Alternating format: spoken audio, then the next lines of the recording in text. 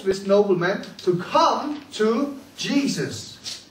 He could have said, like many people say, oh, Jesus, if he knows, if he's the Son of God, if he is the Messiah, he will know. And if it's the Lord's, if it's God's will to heal him, Jesus will come along. He didn't do it like that. He heard where he was and he went where he was. Okay? And we must do the same. No, don't fall into this if it's the Lord's will. If it's the Lord's will. No, it is the Lord's will. Now respond accordingly.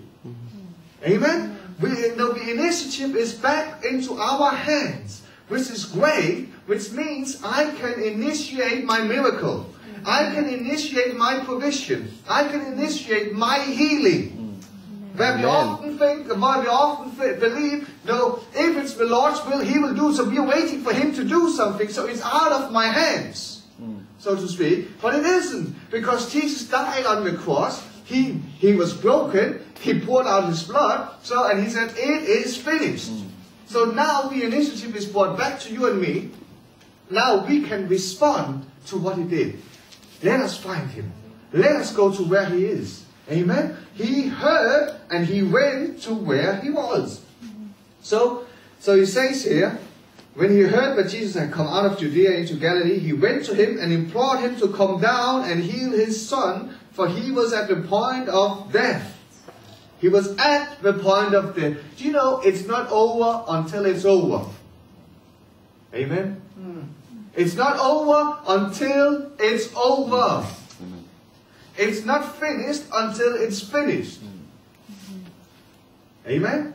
Do you know that most games in football were won in the last 20 minutes? Now you could have messed it up in the first 40 minutes or 70 minutes, but that doesn't mean that it's over. Amen? It doesn't mean that it is over. It's not how it looks now, it's how it's going to end. And the end is in my hand. How it's going to end, I can decide according to my action. So he was at that point when Jesus said, implored him, and some translations said that he begged him. Okay? He was desperate. He was desperate. When Jesus said to him, unless you people see signs and wonders, you will by no means believe. Now he says to people, this is what the problem was with the Jewish people. They were moved by the natural. They were moved by the physical. They were moved by what the 5 physical senses tells them. If the 5 physical senses gave good information, they believed. If it gave them opposite information according to what they heard, they did not believe. And sadly to say, many Christians are the same today, and we need to grow up, and we need to get beyond that kind of faith that is still dictated by our senses. Okay? Remember what Jesus said to Thomas? Thomas said, when he heard about the resurrection, he said, unless I put my fingers in the holes, I won't believe. And when Jesus came, he did that. And when Jesus said, blessed are those who believe who haven't seen. But we know the good thing about Thomas was it didn't stop there.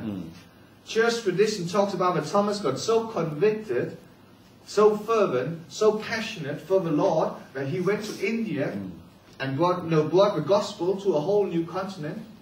Amen? Yes. Sabina's dad, he says, I'm a disciple of Thomas. Thomas, the Apostle Thomas, went to India with the gospel. So he didn't stay in unbelief. Yeah. Amen? Amen? You might think that, you might find yourself, you are in unbelief now, but don't stay there. It's not a permanent position. You can decide not to stay there. Amen? Amen? You can decide not to stay there.